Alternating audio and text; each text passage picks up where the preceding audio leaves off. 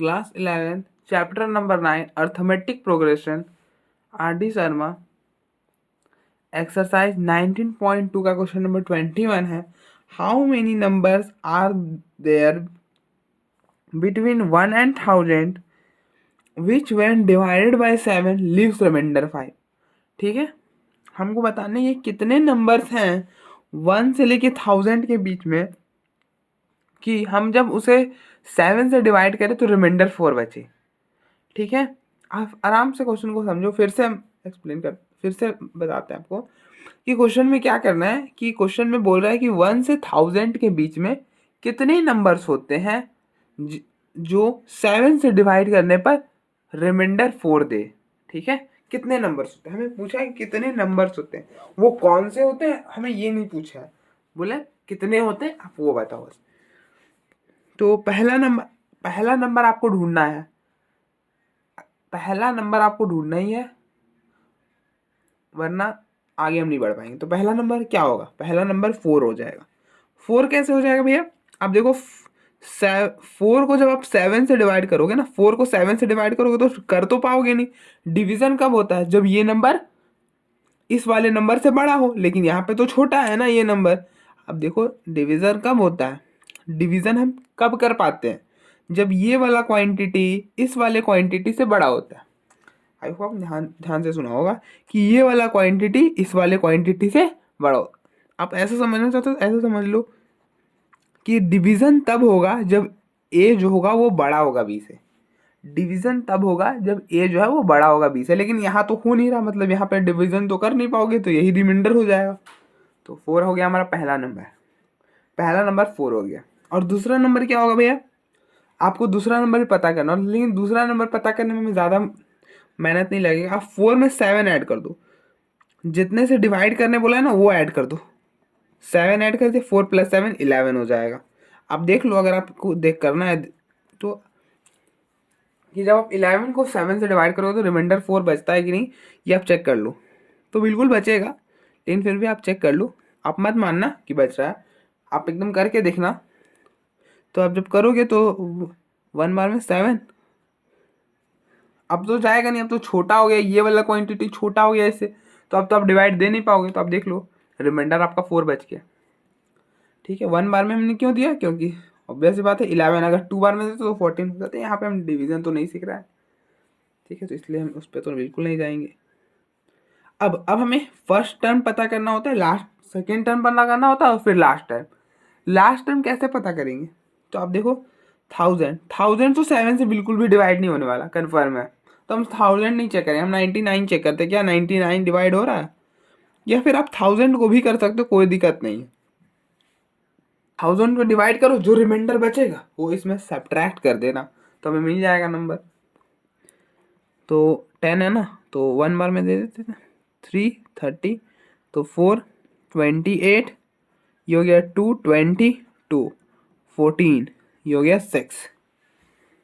अब आप क्या करो ना, इस 6 को इससे माइनस कर दो, 1000 में ये 6 को माइनस कर दो, वो नंबर आपको मिल जाएगा।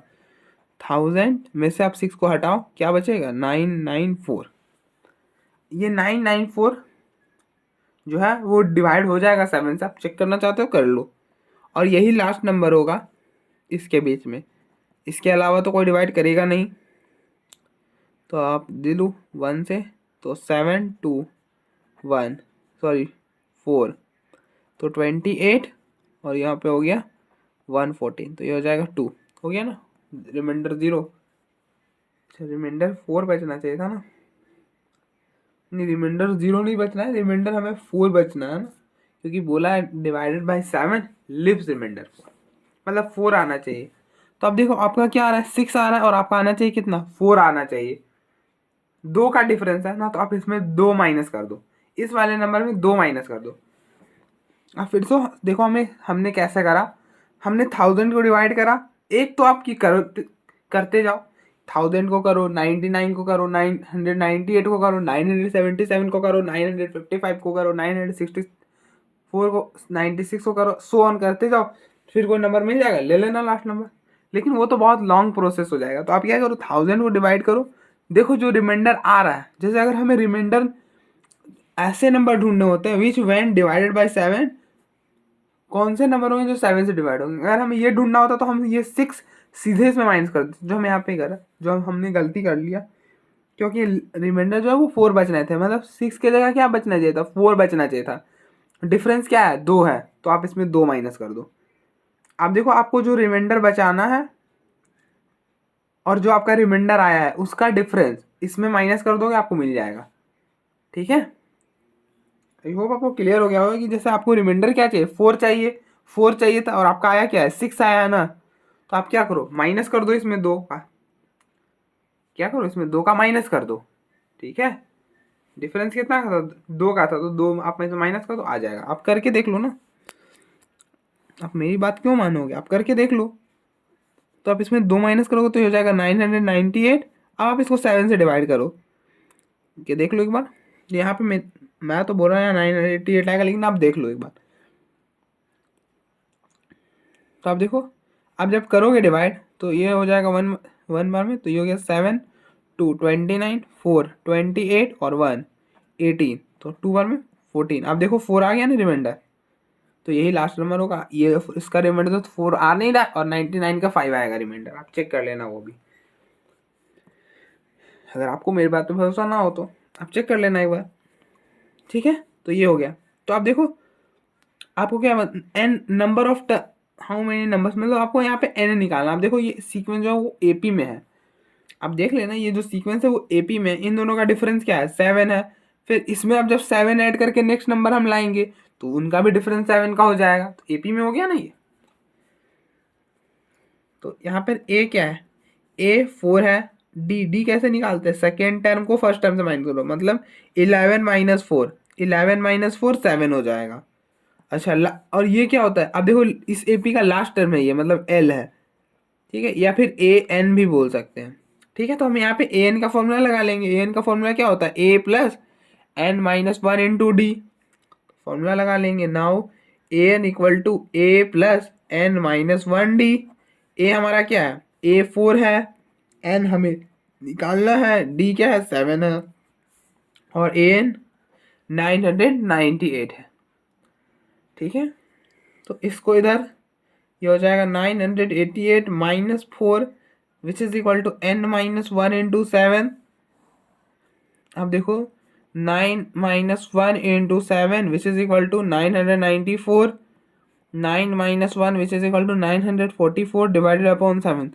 तो अब देखो 944 को जब आप 7 से डिवाइड करोगे क्या आ रहा है, 142 आ जाएगा, ये हो जाएगा 142। तो दिस इम्प्लाइज इस 1 को इधर शिफ्ट करोगे, ये हो जाएगा 142 plus 1 this is which is equal to 143। तो एन हो गया आपका 143, मतलब तो therefore 143 numbers are there, number छूट गया यहाँ पे मैंने, numbers are there between 1 and 1000, between 1 and 1000। ठीक है, तो आप देख लो एक बार।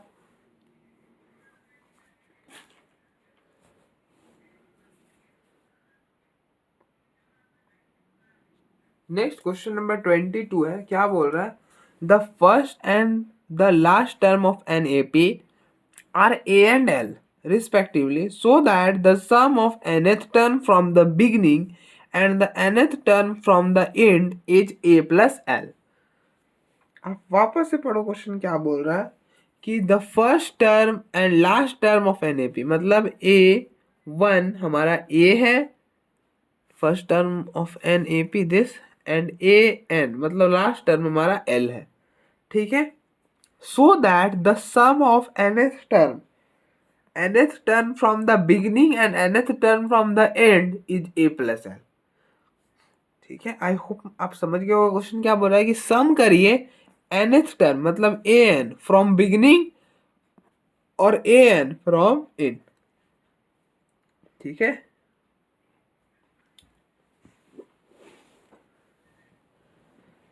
और ये जो आप सोच रहे होगे ना, ये प्रूफ तो भैया ऑब्वियस वाला प्रूफ है। कैसे ऑब्वियस वाला प्रूफ है, आप खुद सोचो। Sum of nth term from the beginning and nth term from the end is A plus L. Obvious बात है ना, जब आप किसका सम करना है, कि जैसे आप ए पी मान लेते, हमारे पास कोई ए पी दे रखा है, ए है, सो ऑन एल, ठीक है।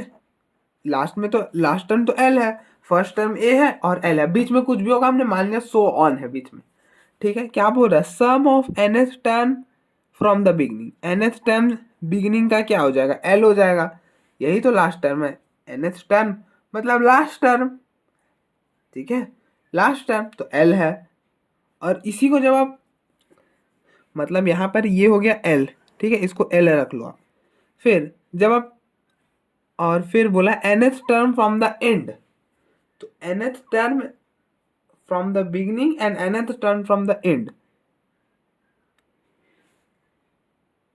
मतलब उल्टा, मतलब अगर हम उल्टा चलेंगे तो आप इस एपी को हम उल्टा कर देंगे तो ऐसे सो ऑन, बीच में जो है ये वाला यहाँ आएगा, ये वाला यहाँ आएगा, ये वाला यहाँ आएगा, ये वाला यहाँ आएगा, और जो फर्स्ट वाला है वो लास्ट में चला जाएगा।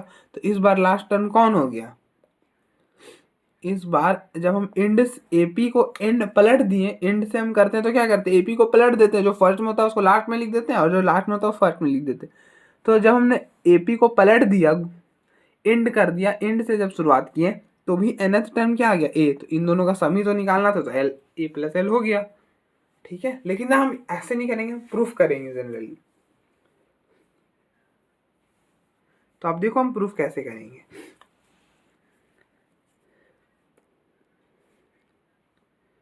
तो nth term from beginning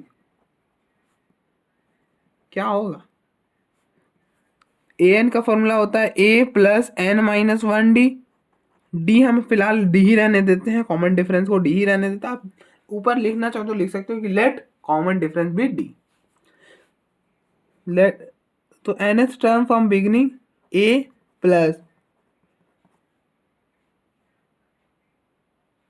N minus one D, A जो होता है वो फर्स्ट टर्म होता है, फर्स्ट टर्म ए है और एन माइनस वन डी, ठीक है। और nth टर्म फ्रॉम एंड,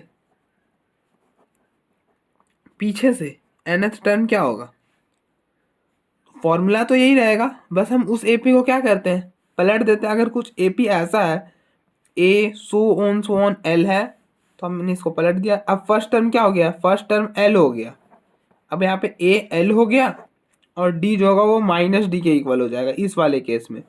इस वाले केस में ए जो है वो एल हो गया, फर्स्ट टर्म आप देख लो एल है और कॉमन डिफरेंस माइनस डी हो जाता है, तो हो जाएगा L plus N minus one of minus D. क्यों हो जाता है, आप इसको समझना तो आप समझो। जिससे हमारे पास ए पी है 2, 3 और 99, ठीक है। तो आप देखो यहाँ पे कॉमन डिफरेंस क्या होगा, 1, सेकेंड टर्म को फर्स्ट टर्म से माइनस, 3 माइनस 2 1 हो जाएगा, कॉमन डिफरेंस 1 हो गया। लेकिन जब हमने इस एपी को पलट दिया, अब हमें कोई बोले, अब देखो आपको बोले थर्ड टर्म निकालो, तो आप क्या करोगे, इसमें 1 ऐड कर दोगे, थर्ड टर्म आ जाएगा ना 4, ठीक है।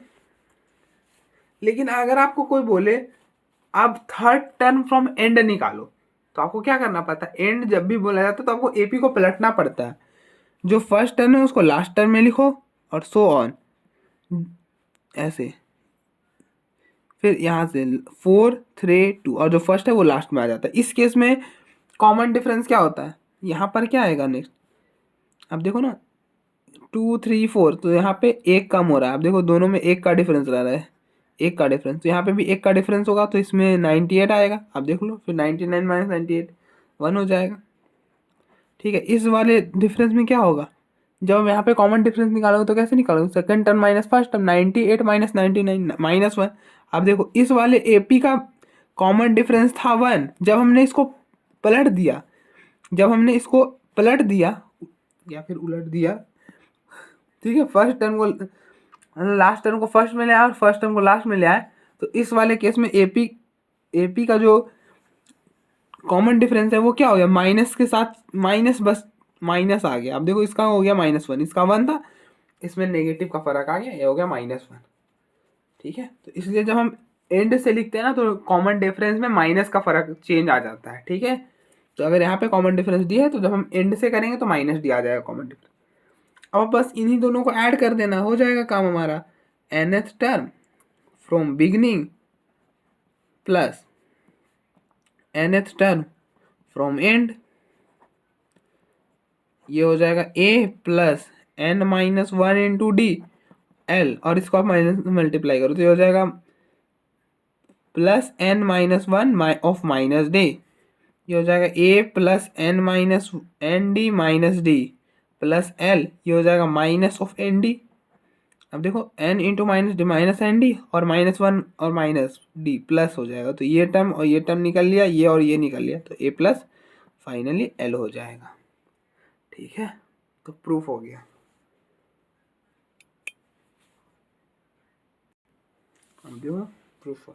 नेक्स्ट क्वेश्चन नंबर 23 है, if an A P is such that, कुछ इस तरह का है कि A4 अपॉन में A7 equal to 2/3, find A6 upon में A8।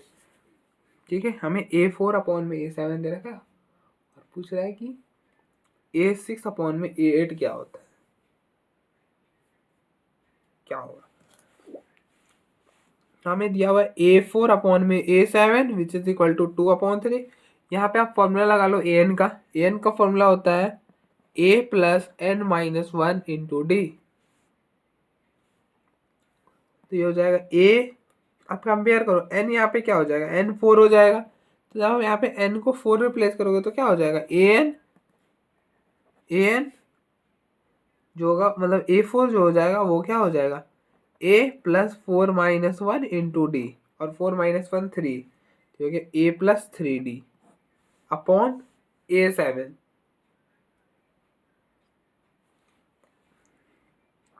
A7 क्या हो जाएगा, आप कंपेयर करो N7 हो जाएगा, तो हो जाएगा A प्लस n की जगह आप 7 रिप्लेस करो, 7 माइनस वन इंटू डी, और 7 माइनस वन 6 हो जाएगा, तो ये हो जाएगा A plus 6d which is equal to 2/3।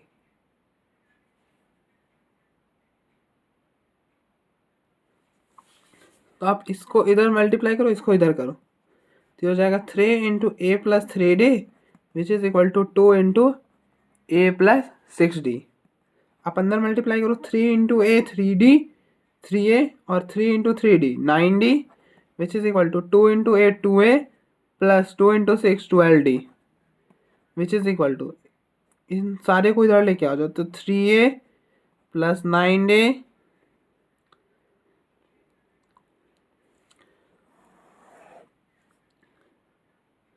Minus 2a minus 12d which is equal to 0।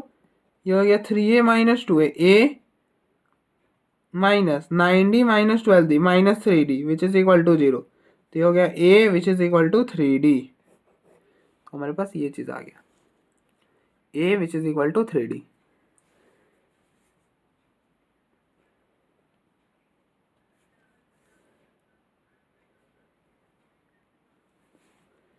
तो ये हो गया, हमें रिलेशन मिल गया a which is equal to 3d। अब आप इसको सॉल्व करो पहले, तो नाउ A6 अपॉन में AD, A6 क्या बन जाएगा, आप देखो कम A6 चाहिए आपको, तो आप कंपेयर करो, n की जगह क्या हो रहा है 6 हो रहा है, तो आप यहाँ पे 6 डाल दो, a plus 6 minus one into D, 6 minus one 5 हो जाएगा, तो a plus 5d upon a 8 है ना, तो आप कंपेयर करो n की जगह क्या हो रहा है 8 हो रहा है, तो ये हो जाएगा 8 माइनस वन डी, तो ये हो जाएगा a 8 माइनस वन मतलब 7, तो हो गया a प्लस 7d। अब a की जगह क्या आ रहा है 3d ऊपर रखो, 3d प्लस 5d अपॉन में a plus 3d plus 7d 8d this is 10d, तो d और d तो कैंसिल हो जाएगा, 8 2 के टेबल से कैंसिल होगा, दिस विल बी 4/5, तो दैट इज A6 अपॉन में A8 4/5। देख लो आप एक बार, देख लिया, हम आगे बढ़ते हैं।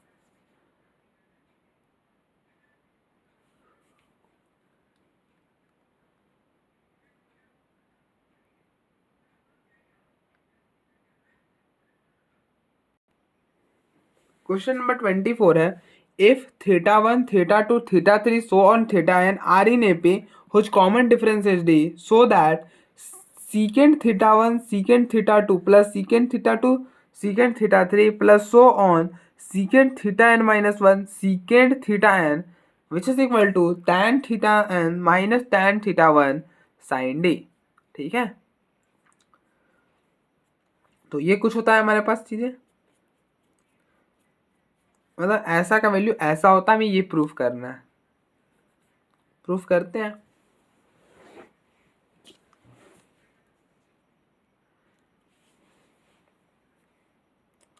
तो आप देखो ये जो लंबा सा है ना, हम ये चीज लेके चलेंगे।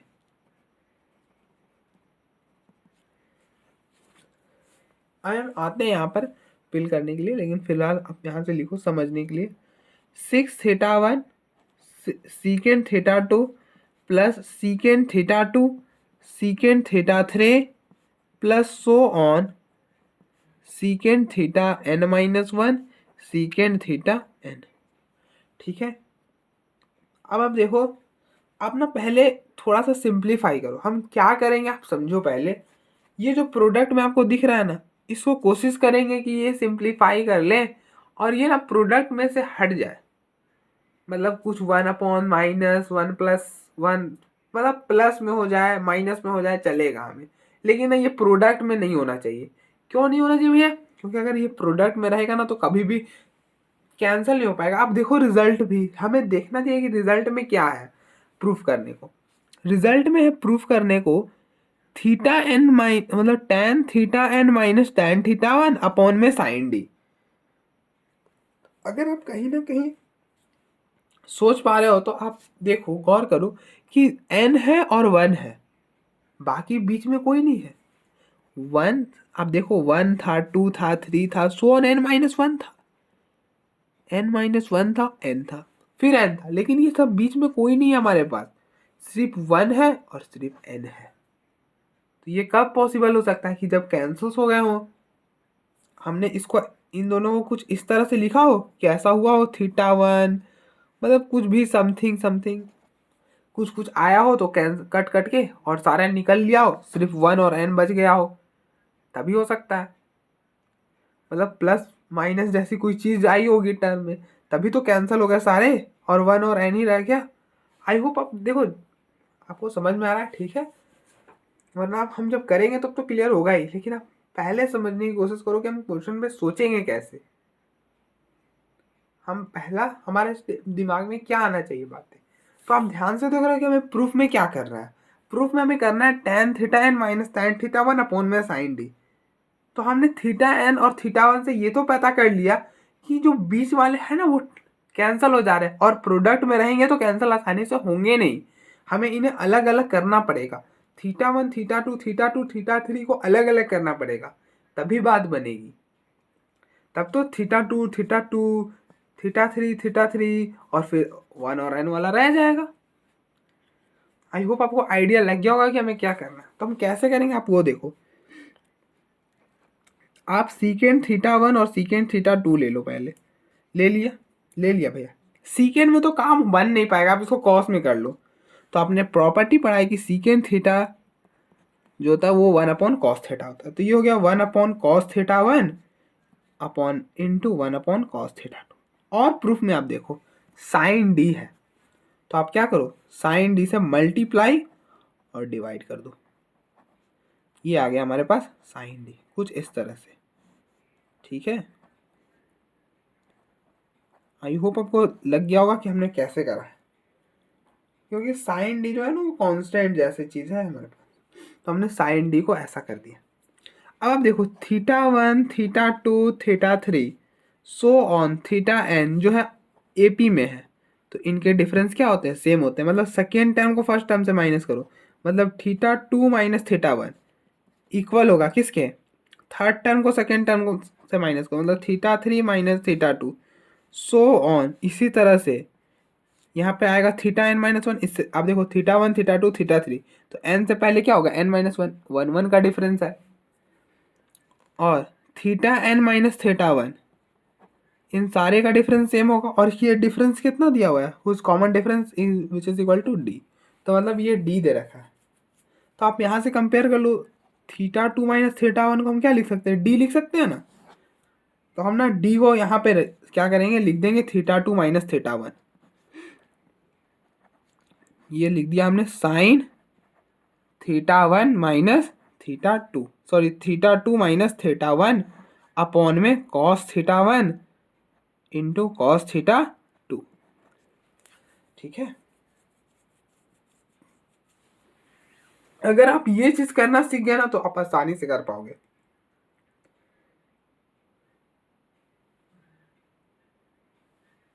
और ये जो होता है ना, ये प्रॉपर्टी भी होता है। आप मतलब ऐसे क्वेश्चन को अगर आपने सॉल्व करा ना तो आपको याद हो कि जब भी ऐसा रहे ना 1/cos θ1 cos θ2, तो हम क्या करते हैं, जब यहाँ पे cos cos रहे तो हम ऊपर में साइन और नीचे में भी साइन से मल्टीप्लाई और डिवाइड करते हैं। क्या करते हैं, साइन से मल्टीप्लाई और डिवाइड करते हैं, और यहाँ एंगल में क्या लिखते हैं, इन दोनों का डिफरेंस θ1 माइनस θ2। ठीक है, फिलहाल वहाँ पे कंसेप्ट अलग होता है, यहाँ पर वहाँ पे ऐसा हम सब्ट्रैक्ट करते हैं कि वेरिएबल ना बने, कांस्टेंट बन जाए। फिलहाल यहाँ पे भी डी भी कांस्टेंट ही है, तो आप यहाँ पे लेके चलेंगे, क्योंकि यहाँ पे डिवाइड में साइन डी था तो हमने साइन डी रख लिया अपने पास, साइन डी से मल्टीप्लाई और डिवाइड कर दिया। आप अभी क्लियर नहीं मान के चलो, बाकी वो चीज़ अभी ज़रूरी नहीं। तो 1/sin d। अब यहाँ पे आप फॉर्मूला लगाओ, कौन सा, a माइनस बी का, क्योंकि आपको मैंने आपको क्या बोला कि हमें इसे प्रोडक्ट में नहीं चाहिए, या तो प्लस में चाहिए या तो सब्ट्रैक्ट में। आप फॉर्मूला लगाओगे तो बीच में माइनस आ जाएगा, तो हमारा काम हो जाएगा। तो साइन a माइनस बी का फॉर्मूला क्या होता है, sine a cos B minus cos a sine B. अब देखो बीच में आ गया ना माइनस, तो बस हो गया हमारा काम। अगर हमने ये स्टेप कर लिया ना, प्रूफ में कुछ भी नहीं है फिर उसके बाद। अब देखो ए के जगह क्या है, ए के जगह है हमारा θ2, बी के जगह है हमारा θ1, रख दो sine θ2 cos θ1 minus sine theta, हम एक का करेंगे बाकी का सिमिलरली लिख लेंगे, sine cos θ1 sine theta cos θ2 sine θ1 upon में कॉस θ1 कॉस θ2 1/sin d। अब देखो इसके नीचे जब जाएगा तो क्या होगा, साइन θ2 कॉस θ1 अपॉन में कॉस θ1 कॉस θ2, बीच में माइनस, ये इसके नीचे कॉस θ2 साइन θ1 अपॉन में कॉस θ1 कॉस θ2। तो अब देखो कॉस θ1 कैंसल, कॉस θ2 कैंसल, तो ये हो गया 1/sin d sign 2θ upon cos 2θ। अब देखो साइन अपॉन में cos, sine theta upon cos theta क्या होता है, टैन थीटा होता है, ये तो आपको पता है, साइन अपॉन कॉस टैन होता है, तो ये हो जाएगा tan theta by 2, sorry tan θ2, मैं भी क्या बोलता, साइन θ1 अपॉन में कॉस θ1, ये हो जाएगा टैन θ1। बस यहीं तक हमें करना था, हमने टैन में कन्वर्ट भी कर लिया। आप देखो हमारा टैन में था ये चीज़, तो टैन में आ भी गया हमारा। ठीक है, तो आप ऐसा भी समझ सकते हो कि इसको आपको टैन में कन्वर्ट करना है, ऐसा समझ लो।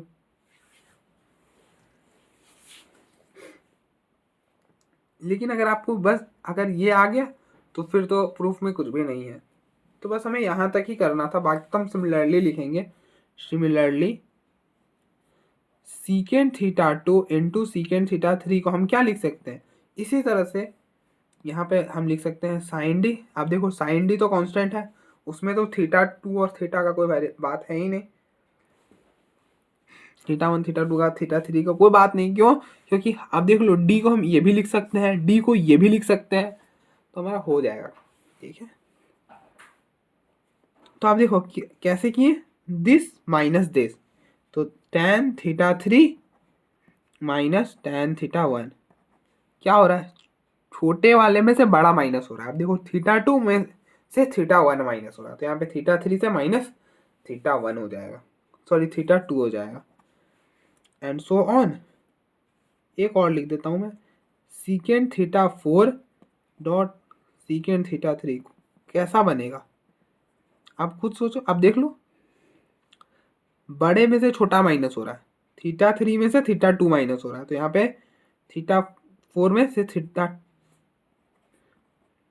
मतलब दिस माइनस दिस, तो tan θ4 में tan θ3 माइनस हो जाएगा, बड़े में से छोटा माइनस हो रहा है। फिर सो ऑन, अगर हम secant theta n minus one और सीकेंड थीटा एन, तो इसको हम कैसा लिखेंगे? अब देखो tan तो आएगा, यहाँ पे भी tan आएगा, एंगल में कुछ रहेगा, माइनस tan आएगा, एंगल में कुछ रहेगा। एंगल में क्या आएगा? कहाँ पर थीटा एन आएगा, कहाँ पर थीटा एन माइनस। आप एक बार खुद से सोचो, बड़ा कौन है दोनों में? बड़ा ये है, थीटा एन जो है वो थीटा एन माइनस वन से बड़ा है। तो क्या हो रहा है? बड़े में से छोटा माइनस हो रहा है। अब देखो थीटा फोर में से थीटा थ्री माइनस हो रहा है, थीटा थ्री में से थीटा टू माइनस हो रहा है, मतलब बड़ा वाला माइनस हो रहा है छोटे वाले से। तो यहाँ पे भी क्या होगा? बड़ा वाला माइनस होगा छोटे वाले से, थीटा एन माइनस होगा थीटा एन माइनस वन से। ठीक है, आई होप आपको यहाँ क्लियर हो गया होगा। अब आप इन सारे की वैल्यूज ले जाके यहाँ पे रख दो, प्रूफ हो जाएगा आपका। तो ये रखो पहले यहाँ पे, ये हो गया 1/sin d tan theta two minus tan theta one plus 1/sin d, ये वाला tan theta three minus tan theta two plus 1/sin d tan theta four minus tan theta three, tan theta four minus tan theta three plus 1/sin d tan theta n minus tan theta n minus one. अब आप देखो सारे में क्या common है? सारे में 1/sin d common है, तो आप 1/sin d को बाहर कर लो।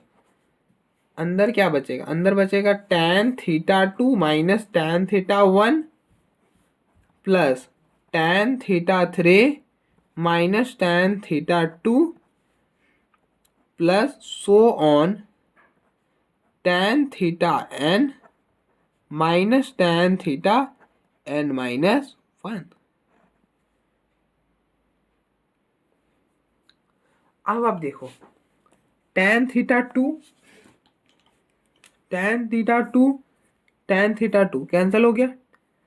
अब देखो यहाँ का फर्स्ट टर्म इस वाले की सेकेंड टर्म के साथ कैंसिल हो रहा है, फर्स्ट टर्म सेकेंड टर्म। अब यहाँ पे आओ, इसका फर्स्ट टर्म यहाँ के सेकेंड टर्म वाले साथ कैंसिल होगा। ठीक है, आप इस मैंने थोड़ा कम लिखा है लेकिन आप थोड़ा समझने की कोशिश करो।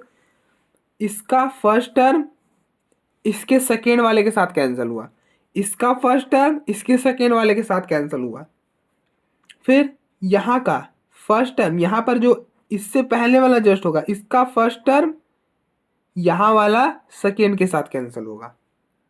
ठीक है, और यहाँ का फर्स्ट टर्म आ गया तो कोई टर्म ही नहीं, तो कैंसिल होगा ही नहीं। ठीक है, आई होप आपको समझ में आया होगा। आप देखो इस वाले को देखो, यहाँ का फर्स्ट टर्म इसके नेक्स्ट वाले के सेकेंड टर्म से कैंसिल हुआ। ठीक है, यहाँ का फर्स्ट टर्म, यहाँ का फर्स्ट टर्म, ये फर्स्ट टर्म, यहाँ का फर्स्ट टर्म इसके अपने बगल वाले से सेकेंड टर्म के साथ कैंसिल हो गया। ऐसे हो रहा है ना, इसका फर्स्ट मतलब किसी का भी फर्स्ट टर्म उसके नेक्स्ट वाले के सेकेंड टर्म से कैंसिल हुआ। फिर यहाँ पर एक टर्म होगा तो इसका फर्स्ट टर्म इसके आगे ये है, इसके वाले से सेकेंड टर्म से कैंसिल हो गया, तो ये वाला हट गया। ठीक है, तो बचा क्या? सारा कैंसिल हो गया होगा बीच में उसी तरह से उस पैटर्न में ही, तो बचा ये और ये। तो ये हो गया 1/sin d tan theta n minus tan theta one which is equal to, इसको आप ऐसे भी लिख सकते हो, इसको यहाँ पे नीचे ले आओ, क्या ही फर्क पड़ना है, ऐसे लिखो चाहे वैसे लिखो, कोई फर्क नहीं पड़ना। तो प्रूफ हो गया हमारा।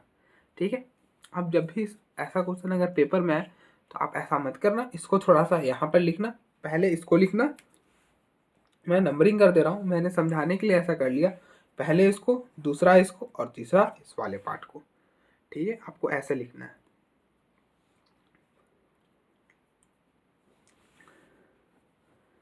ठीक है, तो आप देखो एक बार, प्रूफ हो गया आपका।